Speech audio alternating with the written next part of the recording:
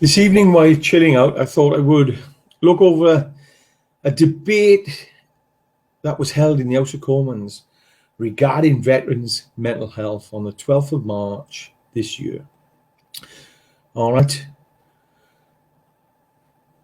The Minister for Defence and People and Veterans, Johnny Mercer, opened the debate where he admitted to speaking publicly about suicide requires a balance between risking similar episodes and ensuring that he followed through on the Prime Minister's intent to ensure that every serving or former member of the armed forces knows exactly where to turn in times of acute need. They were his words. Well, we seem to be still failing in this area and falling short, so I don't know what's going on here. But he went on to say, all right, that he was aware of how it feels to be a member of a service family, particularly a spouse or a relative of someone who feels they have nowhere to turn, or that ministers are indifferent to the situation. It was this that led him to make this statement in the House. Today I sit back and I ask, does he actually know how people feel? And there's still no change or support or adequate support in place for the people suffering who he's talking about. He went on further to say one loss is too many, and in his view, any suicide is an individual tragedy. And yes, for that person, of course, and their family. But also, he said, for the military as an institution. Was he really that concerned? Because we haven't done anything to change today again. He started to actually put out there that there was a lot of support, and he felt that the losses in the veterans community was not an epidemic, and it was nothing to be concerned about. And he actually openly stated that the support was out there, and he had all the adequate support in place. Look, he gave us a lot of promises. He committed to support individuals in mental distress, meet with families, and aim to reduce the risk of suicide, tackling stigma through education and providing access, to mental health and physical support. He actually then went on further and said he's been working with the NHS and his ministerial colleagues to accelerate an introduction of a high intense support. But the veterans and the service personnel are still waiting, and it's still a stigma out there for mental health. So although he had openly admitted that he said, I care, and the government care.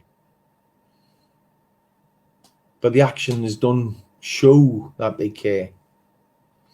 And he openly stated, I have staked my profession and reputation on it, but it requires everyone to play a role, to speak out, to reach out, to look after yourselves and each other. I never, ever give up. I commend this statement to the House. And in were his words. All right, and he asked us veterans to stand up and speak out. And actually, he asked us to raise our voice. He actually staked his professional reputation on it. And we backed him. And what did he do? He turned his back on us and blocked us. Mr. Stephen Morgan from Portsmouth South openly admitted to 14 former and current serving personnel committed suicide in the months of January and February.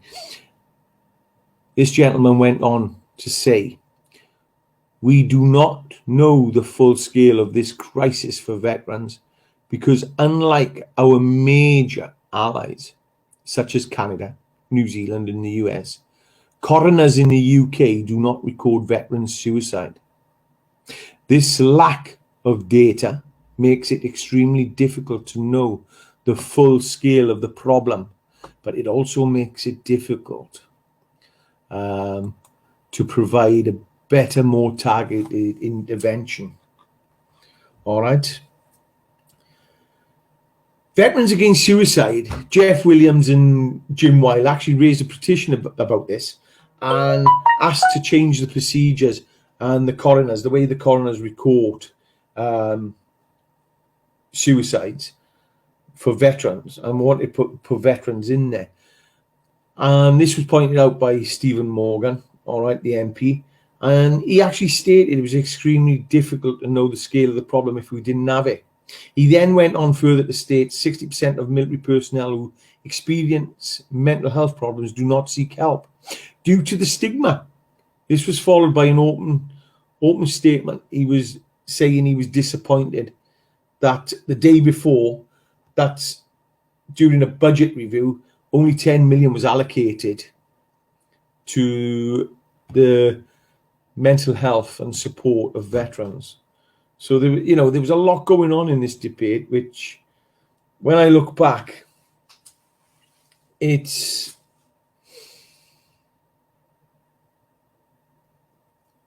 have major problems, and the government just keep turning away and turning us away, and don't really say anything, which is disappointing. And we've done everything that Johnny Mercer's asked us to do.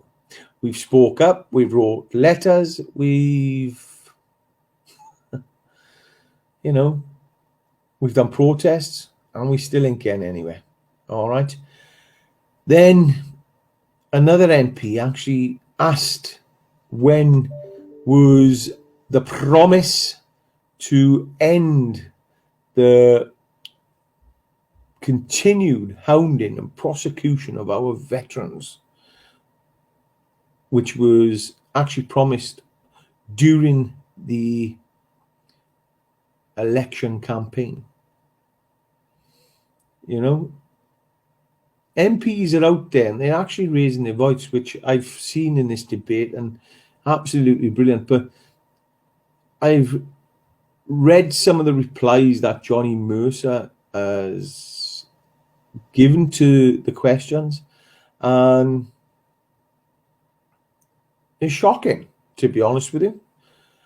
Although he staked his professional dignity on it, where are we today?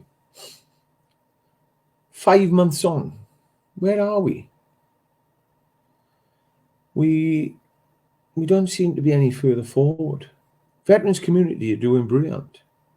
We got all these big charities sitting on all this money and seem to be doing nothing, which makes you ask the question, when is it going to stop?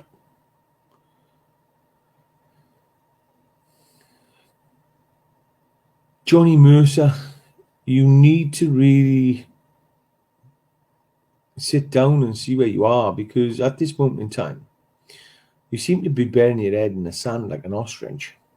And although we are doing what you asked us to do, you seem to be turning your back on us. You've actually admitted one of the key tasks of the Office of Veterans Affairs is to make sure that best practice is rolled out across the country so that the experience of being a veteran in the UK,